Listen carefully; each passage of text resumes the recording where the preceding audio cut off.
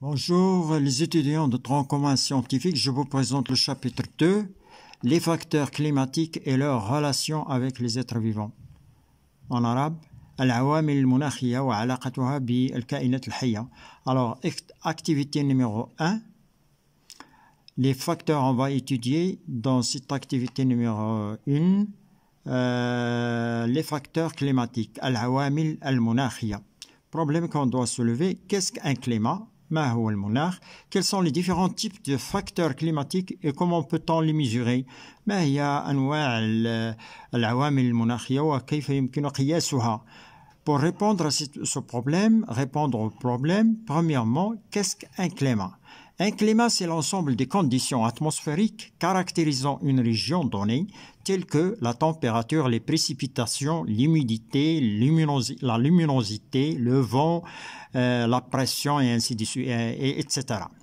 المناخ هو مجموعة من الظروف الجوية التي تميز منطقة معينة مثل الحرارة والتساقطات والرطوبة والإضاءة والرياح والضغط. Alors, premièrement, mesure des facteurs climatiques. On va essayer de mesurer les facteurs cités, c'est-à-dire on va essayer de mesurer la température, les précipitations, l'humidité et la luminosité, ou bien et le vent aussi. On peut mesurer tous ces facteurs climatiques. Alors, la mesure des facteurs climatiques, on va commencer par la mesure des températures, de la température, instrument et unité de mesure. نقوم بقياس الحرارة أدوات les instruments الأدوات ووحدة القياس. Voilà voir deux thermomètres de mesure de température dans le document 1. Vous avez ici le document 1 vous donne deux instruments pour mesurer la température. Ici, vous avez mihrar, le thermomètre normal. Ici, vous avez un thermohygromètre ou mihrar mirtab.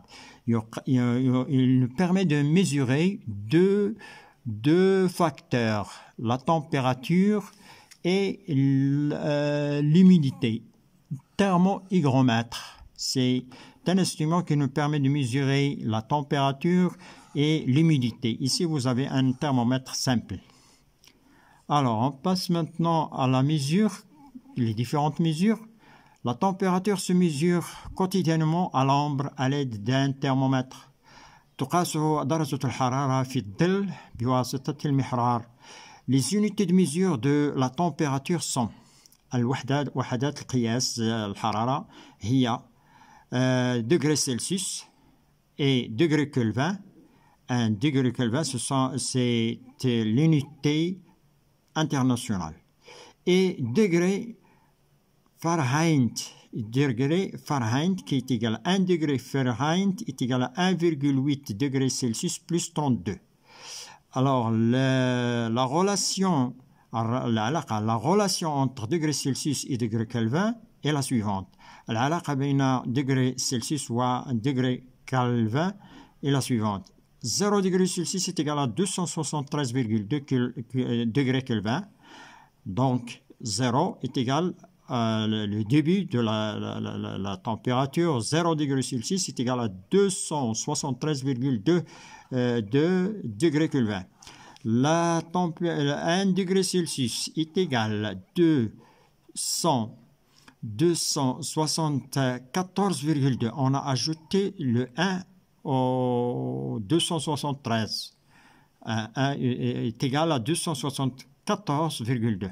2 est égal à 275,2 degrés Kelvin. Donc, on ajoute chaque fois qu'on veut convertir le degré Celsius en degré Kelvin, on ajoute la température voulue, la température qu'on veut convertir. Alors, en utilisant cette relation, convertir 38 degrés, quelle est sa valeur en degrés Celsius? Sa valeur est la suivante. 38 degrés Celsius est égal à 273 le début 0 degrés Celsius 311,2 plus 38 est égal à 311,2 degrés Kelvin. Alors voilà comment on peut convertir تحويل درجة حرارية درجة سلسيوس إلى درجة Kelvin. Alors on passe maintenant aux différentes mesures, différentes températures du jour d'une station donnée. الحرارة اليومية محطة معينة لمحطة معينة. Premièrement, alors on va commencer par la température maximale du jour. Vous avez dans la journée, vous aurez deux températures à connaître. La température maximale du jour, on la désigne par M, est une température prise après midi. La température minimale du jour, et petit m, on la désigne par petit m, est une température prise au lever du jour, le matin.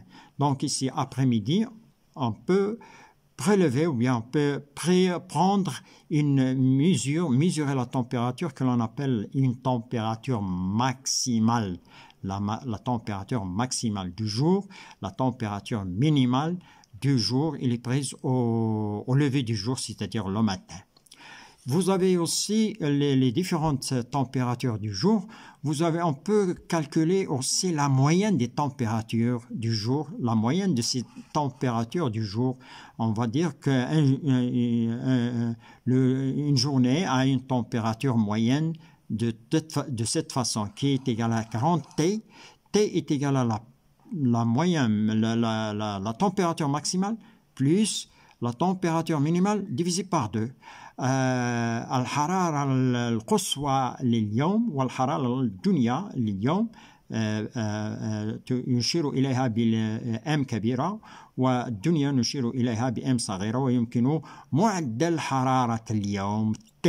معدل حرارة اليوم T تساوي M كبيرة زائد يعني الحرارة القصوى لليوم زائد الحرارة الدنيا مقسومة على 2. L'écart aux différences des températures du jour. الفرق الحراري تيتا. الفرق الحراري تيتا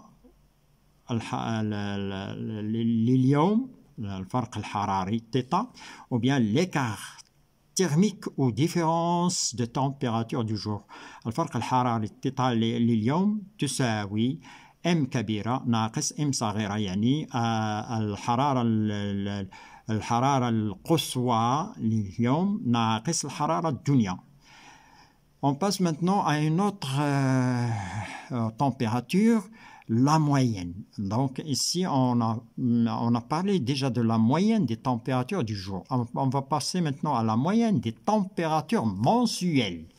La moyenne des températures mensuelles maximales. Ici, en maximale.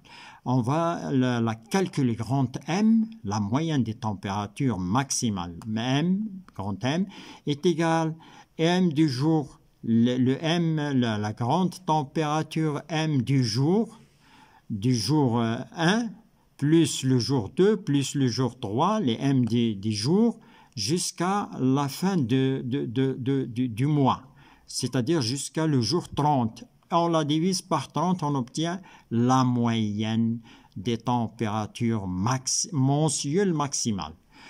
La moyenne des températures mensuelles maximales grand M permet de connaître le mois le plus chaud de la station. Alors, يمكن أن تعرفنا هذه معدل الحرارة الشهرية القصوى على الشهر ذو الحرارة الحرارة الكبيرة الشهر ذو الحرارة الكبيرة. La moyenne des températures mensuelles minimales, ici, le mensuel minimal ici, on va prendre le M, le petit M, le petit M du jour 1, plus le petit M du jour 2, le deuxième jour du mois, jusqu'à 30, on divise par 30 comme la précédente grand M. Donc, on obtient, voilà comment on obtient les moyens, la moyenne des températures mensuelles minimales et la moyenne des températures maximales. Quand on procède on fait l'addition des moyens, ou bien on fait l'addition des températures maximales du jour, du mois. La température maximale du jour du mois. Ici, on fait la somme et on divise par 30. Ici, on divise par 30 pour avoir la moyenne. Ici, le minimal. La moyenne des températures mensuelles minimales. Mensuelles, je parle des mois. Donc, vous aurez un mois ici 30 ou bien 31. Minimal est égal à la somme des températures minimales du jour, 1, 2, 3, 10 mois. Donc, cette moyenne de température mensuelle minimale nous permet de connaître le mois le plus froid. Le mois le plus froid, on va trouver la somme divisé par 30, nous donne, ici cette moyenne, ce petit m, nous donne le mois le plus froid. الشهر ذو الحرارة الدنيا شهر ذو الحرارة الدنيا تمكننا هذه المعدل الحرارة الشهرية الدنيا تمكننا من معرفة الشهر ذو الحرارة الدنيا. La moyenne des températures mensuelles, la moyenne de cette température maximale et minimale, la moyenne de ces deux températures va nous donner ce qu'on appelle la grande T. M est égal à moyenne des températures des mois, c'est-à-dire la moyenne des temps mensuels maximales. Cette valeur trouvée ici, on peut, à l'aide de ces deux valeurs mensuelles maximales et mensuelles minimales, on peut trouver la moyenne des températures mensuelles cette fois-ci. Ce n'est pas des jours. Ici, vous avez du jour, on parle des jours. Ici, on parle des mois. Les voilà. On va assembler grand thème obtenu par la moyenne des températures mensuelles maximales, la moyenne des températures maximales du mois le plus chaud avec S, plus celle minimale du mois le plus froid. M est égal à la moyenne des températures du mois le plus froid. Voilà la moyenne mensuelle, la moyenne des températures mensuelles. On la calcule avec grand T. On aura besoin de ce grand T mensuel dans les activités qui vont venir pour le diagramme ambrothermique. On va utiliser cette moyenne mensuelle. Exercice d'application numéro 1. Donc, vous avez ici, dans cet exercice, le tableau B, celui-là, le tableau B suivant représente les moyennes des températures mensuelles, minimales et maximales. Vous avez mensuel janvier, vous avez deux températures dans le mois janvier.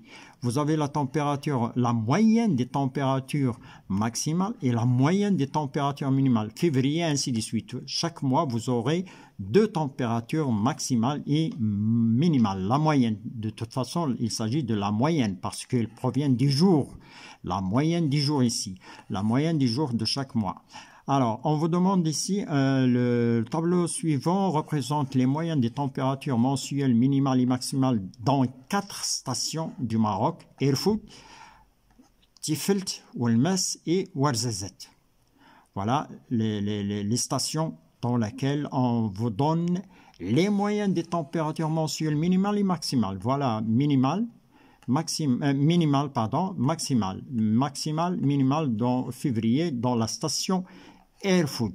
Dans la station, si je lis janvier, vous avez 16, maximal dans le mois janvier, 16,5, maximal la moyenne des températures mensuelles, ici dans ce mois-là, les voilà. Dans février, les voilà. M, grand M, petit m, et ainsi de suite, jusqu'à la fin jusqu'à décembre. Jusqu'à décembre, les 4 stations Erfoud, Tifelt, Ouelmess, Ouarzazate. Alors, on vous demande ici هذا الجدول يعطيك معدلات الحرارة الشهرية الدنيا والقصوى في 4 محطات إيرفوت تيفلت وأولماس وورزازات. Alors, on vous demande ici la question demandée. Alors, ici, la question demandée, donner la moyenne, ici, donner la moyenne des températures mensuelles minimales, petit m, du mois le plus froid de chaque station en degrés Celsius et en degrés Kelvin. Donc, vous allez calculer la moyenne des températures. Ici, ça demande du calcul. Sinon, vous vous les citez. Donnez la moyenne des températures mensuelles minimales, petit m, du mois le plus froid. Donc, le petit m, ça indique le mois le plus froid de chaque station en degrés Celsius et en degrés Kelvin. Alors, le tableau vous donne en degrés Celsius. Les voilà. M, le petit m, les voilà en degrés Celsius. De Erfurt, 1,3. De Tiefeld, 6,5. De Welmes, 2,6. De Ouarzazate, 1. Ce sont les moyennes des températures minimales mensuelles. C'est-à-dire, ce sont les moyennes des températures minimales mensuelles du mois le plus froid. Voilà, vous voyez le janvier le plus froid. Parce que si je compare 1,3 ici à 4, dans le février, c'est supérieur, toujours supérieur 8. Vous avez ici 12,6, mai 17, la moyenne des températures minimales, toujours la plus petite, c'est égal à 1,3. Pour le Tiefeld, 5,5 et ainsi de suite. Pour le Welmes, 2,6 et ainsi de suite. Alors, on vous demande ici, donner la moyenne des températures mensuelles minimales du mois le plus froid de chaque station en degrés Celsius. En degrés Celsius, vous allez recopier pour chaque station ces chiffres. En degrés Kelvin, vous ajoutez à 1,3 273,2. Vous ajoutez à 5,6 200 pour la convertir en degrés Kelvin. Vous ajoutez à ces chiffres 273,2. Alors, voilà la réponse de cette... la réponse. Voilà. Voilà.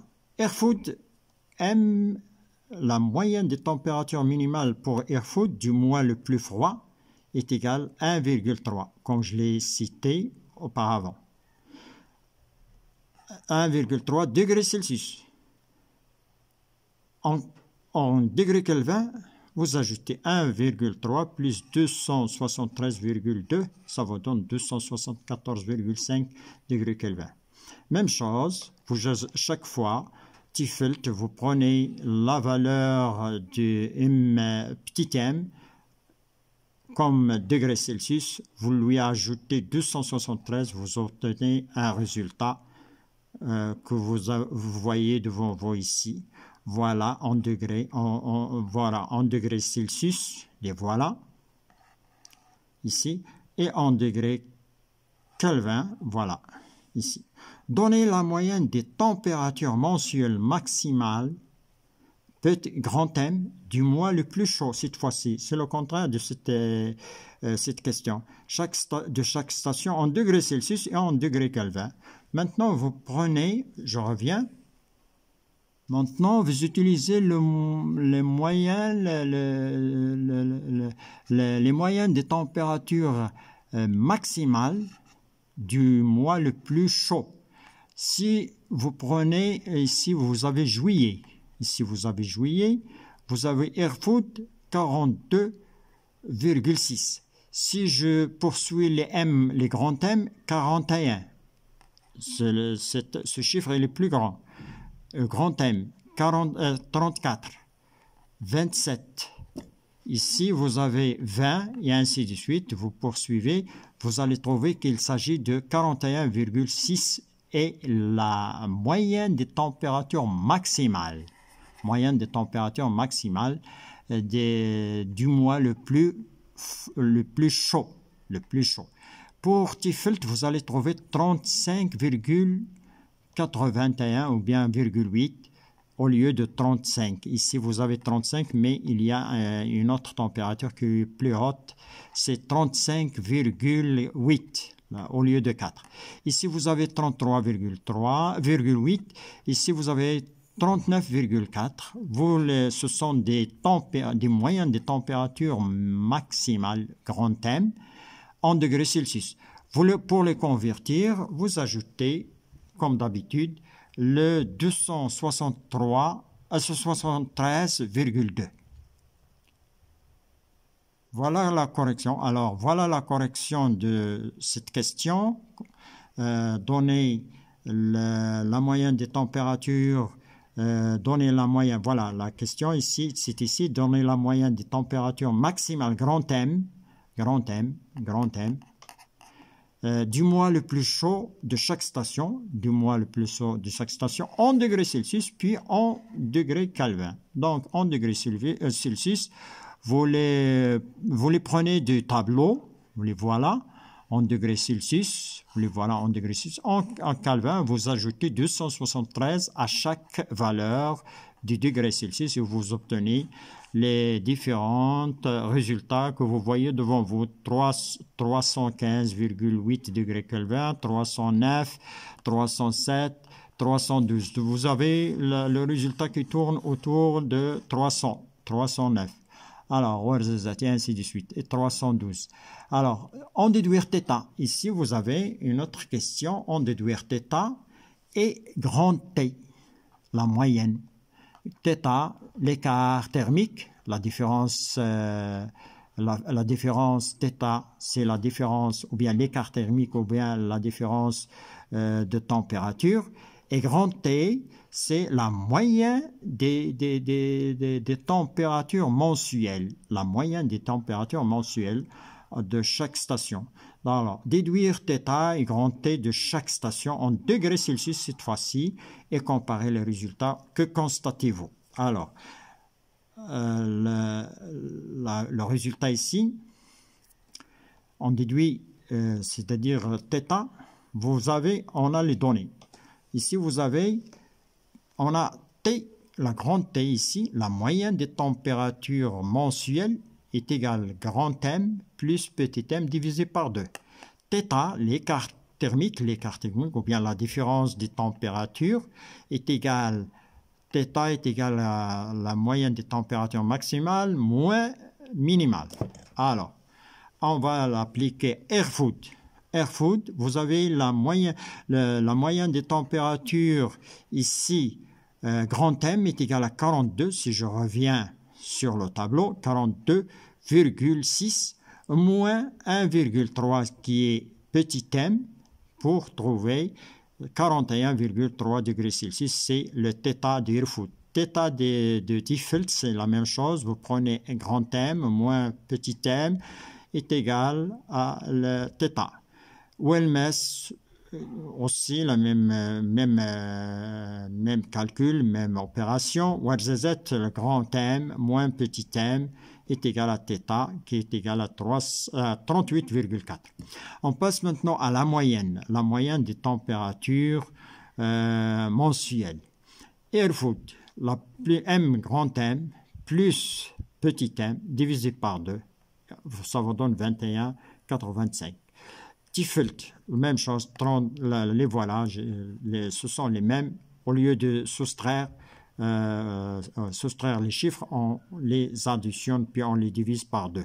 Addition plus divisé par 2. Addition plus divisé par 2. Alors, on constate que les 4 stations ont la même moyenne des températures. La moyenne des températures ici varie entre 20, 18, 20, 21. 20, 21, entre 18 et 21. Donc, la moyenne des températures est le même moyenne de température, c'est-à-dire à peu près même climat en ce qui concerne la température. B, on passe maintenant on a fini pour les températures, on va passer à la mesure B, mesure de la pluviosité ou bien la pluviométrie. قياس تساقطات المطرية. Instrument et unité de mesure, أدوات ووحدة القياس. Alors, instrument de mesure, de la pluviosité. وحدة أدوات قياس تساقطات المطرية. Voir le document dessous, pluviomètre. Un pluviomètre,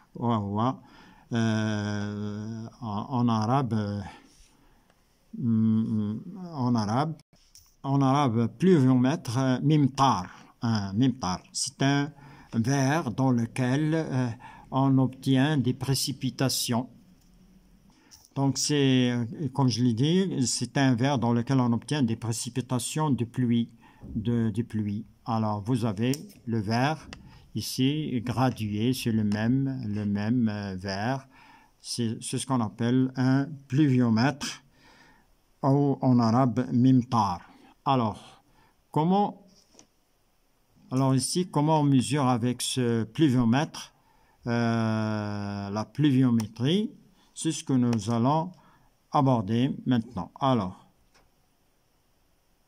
voilà. Unité de mesure est le millimètre.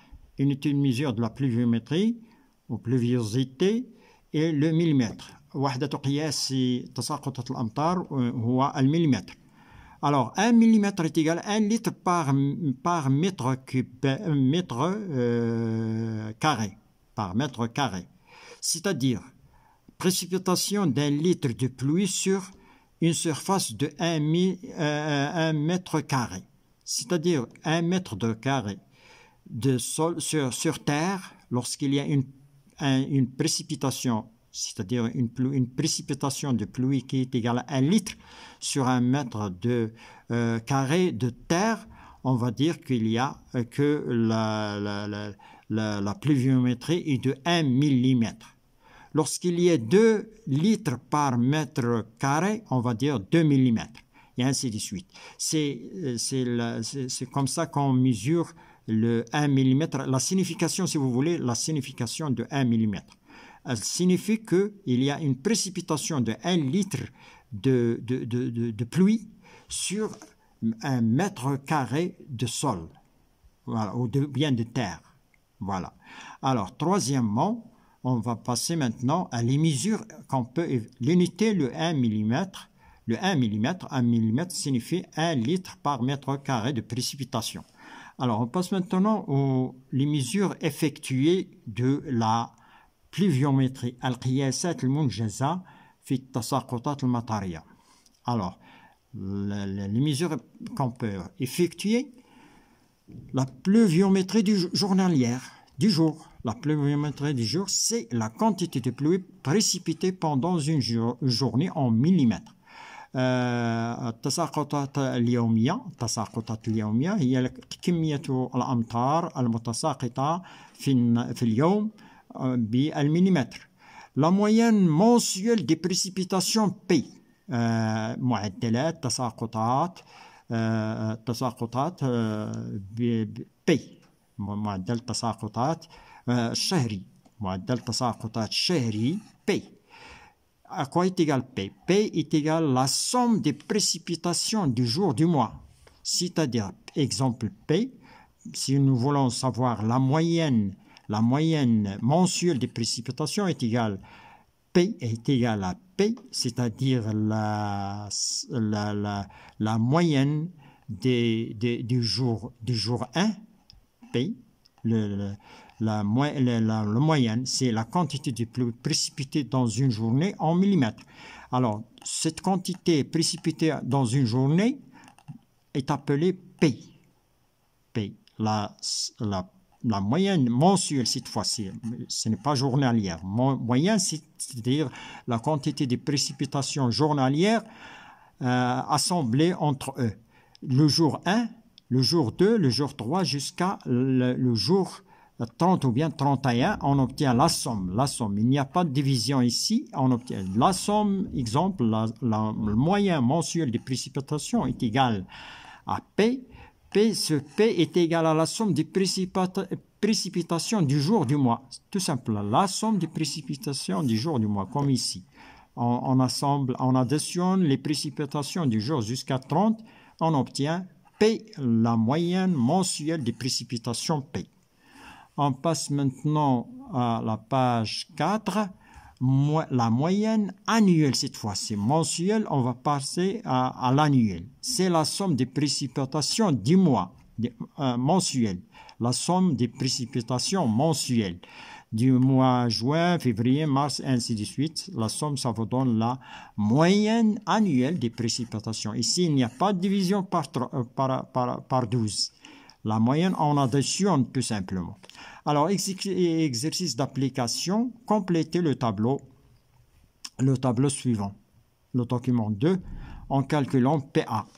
On vous demande de compléter le tableau suivant et en calculant PA, la moyenne annuelle. En calculant la moyenne annuelle des précipitations dans les stations Tifelt, Ifrane, Agadir. On vous donne ici janvier, février, c'est la moyenne des précipitations mensuelles ici. Vous avez les mensuels ici. Donc, vous allez faire la somme ici. C'est comme le calcul de PA, la moyenne des précipitations annuelles. La moyenne des précipitations annuelles, vous assemblez ces chiffres qui figurent dans la moyenne mensuelle, qui désigne la moyenne mensuelle et vous obtenez le résultat suivant. Les résultats suivants, vous les obtenez ici comme ici. Vous avez ici la somme des précipitations mensuelles est égale aux précipitations annuelles. Tifl, Ifrane, vous avez 1105,2. Agadir, vous avez 247,9. Tifelt, vous avez 495,5 comme précipitation annuelle. Alors, la question qu'on vous demande ici, comparer et classer les stations selon les précipitations annuelles PA. Comparer et classer, c'est simple, on va les comparer et classer. Voilà, les précipitations annuelles dans la station d'Ifrane sont supérieures à celles de Tifelt et d'Agadir, sont 1105,2 mm supérieur à 494,5 mm supérieur à 247,9 mm. Ça, sous-titre c'est mesure de l'humidité relative HR aux hygrométries et l'humidité absolue HA. Donc vous avez deux humidités. الرطوبة النسبية HR تسمى أيضا الرطوبة والرطوبة المطلقة HA, l'humidité absolue. Alors, définition de l'humidité absolue, c'est الرطوبة المطلقة HA est la quantité de la vapeur d'eau invisible contenue dans un mètre cube d'air. Donc, vous avez l'air humide. Lorsqu'il contient une quantité invisible de vapeur d'eau, on va dire que cet air a une humidité absolue égale à telle. Définition de la valeur de saturation de l'air en vapeur d'eau. VS, c'est la valeur de saturation de l'air en vapeur d'eau. C'est-à-dire, c'est la valeur dans laquelle la vapeur d'eau se condense et apparaît sous forme de brouillard. Lorsque l'air apparaît sous forme de gouttelettes, on va dire que l'air est saturé. C'est le VS à ce niveau-là, ou bien à cette valeur, on va la noter VS. Définition de l'humidité relative. Voilà l'humidité relative à son unité en pourcentage. C'est le rapport de l'humidité absolue, l'humidité absolue divisée par la valeur de saturation VS Voilà, multiplié par 100. Multiplié par 100. Ici, multiplié par 100. J'ai dit multiplié ici par 100. Se reprend définition de l'humidité relative HR, son unité en pourcentage, c'est le rapport de l'humidité absolue HA sur divisé par VS, valeur de saturation, multiplié par 100. Ici, il faut multiplier par 100. Multiplié par 100. De saturation de l'air. Ici, valeur de saturation de l'air multiplié par 100. Il dépend de la température. Cette humidité relative dépend de la température. Ça dépend de la température du milieu ou bien de la station. Alors, HR se calcule par l'équation suivante. Voilà l'équation du calcul de l'humidité relative. L'équation est la suivante. Pour calculer l'humidité relative, on divise l'humidité absolue sur VS, c'est-à-dire valeur de saturation, fois 100.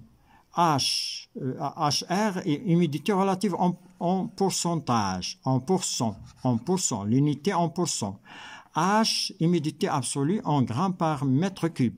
VS, valeur de saturation en grammes par mètre cube. Alors, exercice d'application, vous utilisez cette application, calculez l'hygrométrie à 10 degrés. On a dit il dépend de la température. À 10 degrés Celsius et à 20 degrés Celsius dans le tableau suivant, sachant que l'humidité absolue est égale à 5 grammes par mètre cube. Voilà l'humidité absolue, VS, l'humidité absolue. On vous donne VS et l'humidité absolue est égale à 5 grammes par mètre cube dans ces deux stations. Puis, deuxième question, complétez les autres cases en prenant H, c'est-à-dire l'humidité absolue est égale à 10 grammes par mètre cube. Que constatez-vous? Alors, voilà le calcul, le tableau. Vous avez les stations, la température avec des stations. Vous avez VCR. On vous demande de remplir le tableau en calculant HR. Pour calculer HR, on vous a donné calcul de HR avec HA, c'est-à-dire humidité absolue, est égal à 10. Et voilà en bleu. Pour le calcul de HR à 10 degrés et HR et HA égale 5, les voilà les deux chiffres à 10 degrés et à 20. On vous demande de 2 degrés à 20. Voilà, 10 degrés. Vous allez trouver que HR est égal à 51,54. Voilà l'opération devant vous. HR est égal à 5. On vous a donné 5. Vous multipliez par 100 et vous divisez par 9,7. Là voilà. VS, c'est-à-dire valeur de saturation. Même chose ici. Vous utilisez 5 grammes. Vous multipliez par 100 et vous divisez par 17, vous allez trouver 29,3. Pour le calcul des autres, pour remplir les autres cases, vous utilisez HR est égal à 10. Au lieu de 5, vous remplacez 5 par 10, vous multipliez par 10 et vous divisez par les VCR qui existent ici, les VCR de chaque station. Et merci d'avoir suivi cette vidéo. On se retrouve dans l'activité numéro 2 des facteurs climatiques et leur rapport avec les êtres vivants. Et merci.